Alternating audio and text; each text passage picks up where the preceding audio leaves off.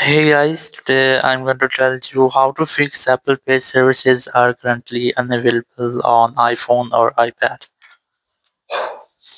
If you're using iPhone or iPad and you're having this type issue that your Apple Pay services are currently unavailable, so let's see how can you fix the issue. So the very first, it will be a network issue. So very first you have to check or fix your network.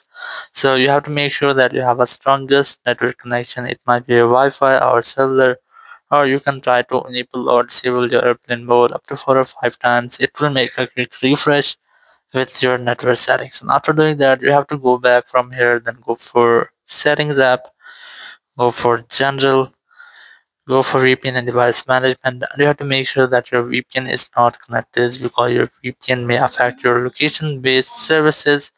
And after doing that, you have to select your software update and you have to try to update your software. And from here you have to try to update your iOS version. And after doing that, if this doesn't work for you, so you can try to reset your network settings. Open transfer reset as section, select reset network settings, enter your passcode and select reset network setting from confirmation message pop-up. It will not delete your data, but it will completely reset all of your network settings. So it might be your issue will be fixed, or if this doesn't work for you, so you just have to open your Apple Sport app, or you can try to use your Apple Sport web in any browser. So open the Apple Sport app from here, then select your iPhone, then select subscriptions and purchases option. And from here you have to select any option related to your issue.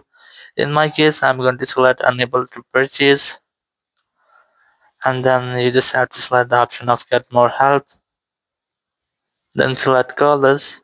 Now you will find a phone number whenever you want to talk. You just have to dial this phone number and you will be connected with Apple Support team member. You can discuss about your issue and get official help from there. So in this way, you can easily fix your issue if your Apple Pay services are not currently enabled. Thank you very much for watching the video. Until next video, bye bye.